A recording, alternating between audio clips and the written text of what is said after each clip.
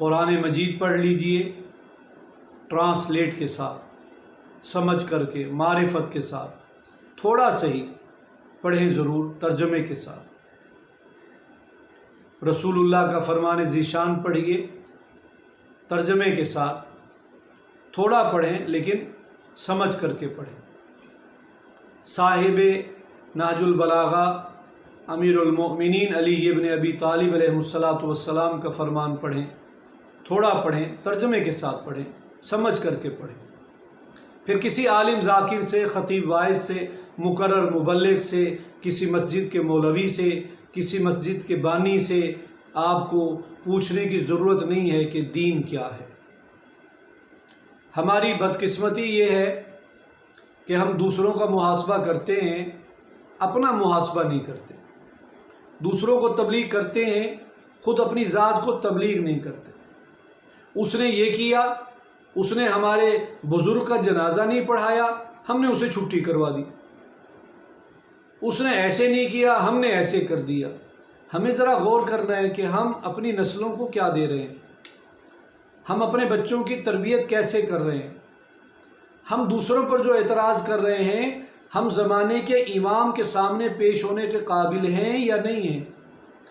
جب یوسف زہرا، حضرت بقیت اللہ، امام مہدی عجل اللہ فرجہ الشریف تشریف لائیں گے تو ہم کیا منہ دکھائیں گے؟ کیا کہیں گے فرزند زہرا؟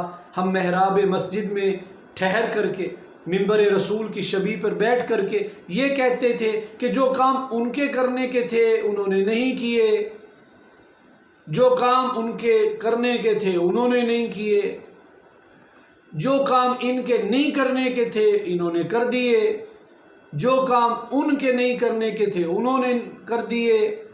کوئی تو پوچھے، ان کے گریبان کو نہ پکڑے، ان کی ابا کو نہ جھنجھوڑے، لیکن ان کے قدموں کی قدم بوسی کرنے کے بعد ان سے اتنا تو کوئی کہنے کی جرت کرے کہ اے صاحب آپ جو کہہ رہے ہیں محراب اور منبر کے نزدیک ٹھہر کر کے مخصوص لباس کے ساتھ کہ جو کام ان کے کرنے کے تھے نہیں کیے، جو نہیں کرنے کے تھے وہ کر دیے، جو کام ان کے کرنے کے تھے نہیں کیے، جو نہیں کرنے کے تھے وہ کر دیے، جو کام آپ کے کرنے کے ہیں وہ آپ نے کیے یا نہیں؟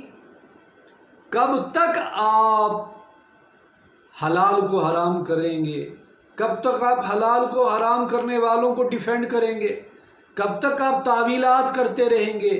آنا ہے امام مہدی عجل اللہ فرجہ الشریف نے، انہوں نے نہیں دیکھنا کون عالم ہے، کون ذاکر ہے، کون خطیب ہے، کون واعظ ہے، کون مجھے چندے دینے والا ہے، کون مجھے چندے دینے والا نہیں ہے، کون میرے لیے دعوت کا اہتمام کرنے والا ہے، کون میرے لیے دعوت کا اہتمام کرنے والا نہیں۔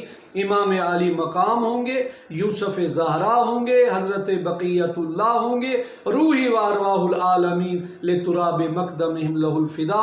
امام کے پاس ہوگی تلوار، امام کے پاس ہوگی ذوالفقار۔